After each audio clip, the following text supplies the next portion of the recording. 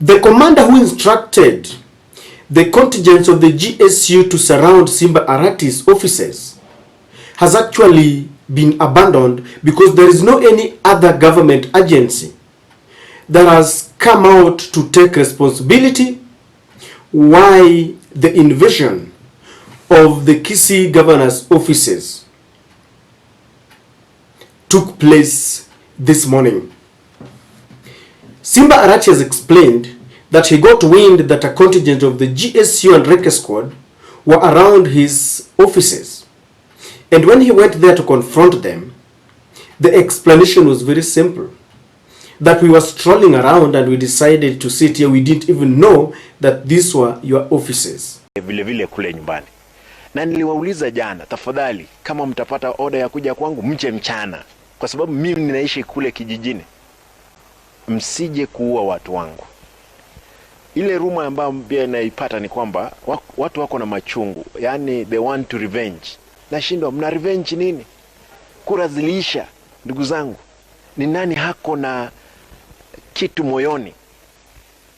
Hili ambalo nimelifanya mbaya, si DCI wapo, ESC ipo. Kwa nini mtumie jeshi kuja kwa ofisi zangu? Kwa hivyo mimi nadhania mimi vile ninavyofikiria, walikuwa nadhania kwamba wakija watu wataanza fujo. Ndiposa watu wakianza fujo watu wapigwe risasi. Hiyo ndio nia yao, kwa sababu askari wamekuwa ni wengi. Hapo hivi majuzi tuliona msako ulifanyika katika mojawapo ya ofisi za wanabodaboda kaunti ya Kisii, ikafungwa. Tuliona maafisa wa DCI kule, kamanda wa polisi kaunti ya Kisii. Je, labda umeweza kufahamu nini kilisababisha maafisa kuvamia eneo hile? Juzi mlikuwa hapa wakati ambapo tulikuwa tuna launch sako ya wanabodaboda hapa. Baada ya sisi kumaliza, wale vijana walikuwa na zile reflectors, walikuwa wanajitambulisha nazo. Nasikia baadaye siku ya ifuatayo waliweta Reke squad na askari kitengo cha polisi hapa na county commander, ambaye imesemekana vizuri yeye ako na instruction kuhakikisha kwamba Simba asongi mahali popote. Nauliza, sababu ya nyinyi hawa vijana? Mheshimiwa Ruto alipokuwa na kampeni alikuwa anasema vijana wa bodaboda ni wake, kina mama mboga. Kama tumeleta vijana pamoja, vijana 6,000 wa hapa, na watu wapee pesa wafanye biashara, ni nini ingine tutaweza fanya nzuri kuliko hiyo? Lile lipo, nataka mimi nijue ni nani, nia yake ni gani, ambaye ametoa askari wa JSU mahali walikuwa kule Kisumu kuwaleta mpaka hapa. Reke squad ambayo inatembea hapa, wanataka kuua nani? Ni kwa nini maafisa wengine wasifanye kazi? Wale wakora ambao wameua vijana hapa waliokamatwa, wale askari wote wamewakamata, wamepiwa transfer. Kwani ni nini kinaendelea hapa katika Kisii ambacho watu hawezi elezewa? Tunahitaji, kwa sababu polisi, nasikia komanda unataka kutoroka, lazima uwajibike. Wewe ndio umewaambia askari wakuje hapa, uwajibike, utuambie sababu gani. Hapa si uwanja wa kukuja askari kukaa. Na kama ningekuja niwapate wamekaa mahali pamoja wote, ingekuwa vizuri. Lakini wametake position kama wako vitani. Whatever is happening is an outright intimidation by the Kenya Kwanza government to those who they want to toe the line.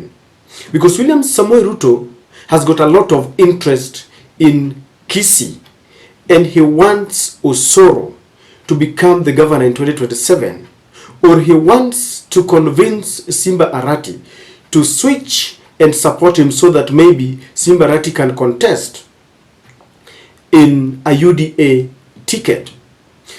I saw this with the former governor Wycliffe Oparanya, when the EACC decided to invade his home, and they took responsibility. They said they had some cases that they were investigating, and they told Kenyans that they had confiscated some documents, including electronic gadgets that would help them with investigations. We also saw such kind of intimidation with the former Interior Cabinet Secretary, a man from the Gusii land, Fred Okengo Matiang'i. And the DCI took that responsibility, and they said we are looking for something there's something we are investigating with Fred Okengo Matiang'i. And you remember when Okengo Matiang'i went to the DCI headquarters, they summoned him and they took that responsibility. But for the contingent of policemen who went to Simba Arati's office, no one wants to take responsibility. The EACC has distanced itself from the invasion. The DCI is not taking any responsibility, begging the question, who was behind the instructions to try and intimidate Simba Arati? Kindly subscribe to our channel if you are watching for the first time and click the notification bell. You can also like our videos and share them. To all our esteemed supporters, I would like to take this opportunity to say thank you for your continued support. Ladies and gentlemen, I have a strong feeling that this is a sibling rivalry and political supremacy taking place in Kisii. You know, Simba Arati was this bad boy from the city. He was in Dagoretti. He had been conducting, campaigns, and he endeared himself to the Nairobi residents. And that's why he was a nominated MCA, then became a member of parliament in Dagoretti. And he decided to confront those who had been living with the residents in Kisii. And just how he became a governor is something that very many people are still wondering.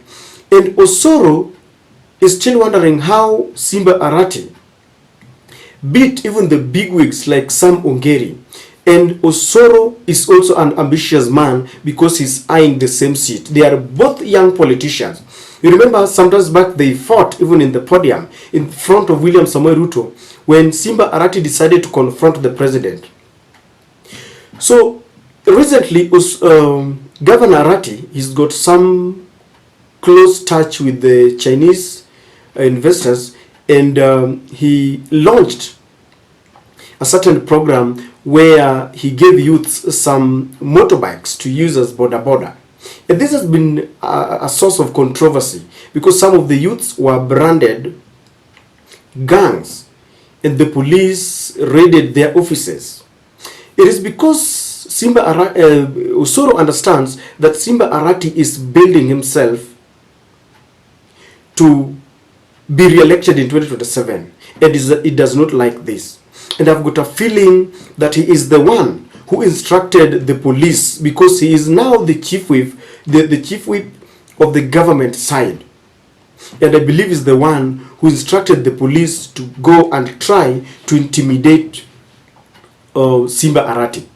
No wonder the policemen who came there did not come from either Kisii country, neither did they come from the nearest Nyamira county. They were taken all the way from Kisumu county. And the reason why they could not use the police is from the county is something that we still don't understand. Many people would have thought that it was the EACC maybe that was investigating, maybe if there was some corruption allegations within Arati's office, then they would have come and taken that responsibility. They would have confiscated a few gadgets there to help them with the investigations. But it wasn't from that office. Maybe the DCI should have gone there. And it seems that the person who instructed the GSU to go there did not work very closely with the other government agencies. It was a unilateral undertaking. And the motive, if at all what Simba Arati is talking about is true, that they wanted to cause chaos so that they can kill their own brothers and sisters, then this is very unfortunate. I don't believe that because of personal interest, then we should now subject innocent youth there, because it was the youth that would have been killed, maybe to paint Simba Arati as a man who is very violent. And if they want Simba Arati to toe the line, I don't think it is going to be possible. Simba Arati had indicated that he wants to work with William Ruto, but Raila gave him even more morals in the ODM, and now he is there to stay. The rivalry between these two must not be used to perpetuate violence. And the fact that the other agencies are not really coming out to say that they were part of it could also mean that maybe they are still looking for something that they can tie to Simba Arati and intimidate him. But the person who instructed the police to go there acted very fast, because maybe he should have waited to look for something as a scapegoat why they wanted to arrest him or something. Or maybe they were just testing the level of his courage. Maybe he thought he's a coward. But Simba Arati, confronted the police. No wonder they didn't have even any explanation, ladies and gentlemen. And so we are waiting to see, because I know maybe in the next few days they're going to sit down and have a unanimous, a unanimous response to this. Maybe the ESCC and the DCI, together with the GSU commandant or the county commissioner, will now have something to explain to us. But as it is now, the person who sent the policeman there has been left alone. Unlike what we have always seen, when the other government agencies would always come and say, we did this because of such a reason. The drama continues because this government is full of intimidation. If they cannot buy you, they will try to intimidate you. If they cannot do that, I mean, it is very sad. But even if they try to intimidate other leaders, Kenyans are wiser than what they think.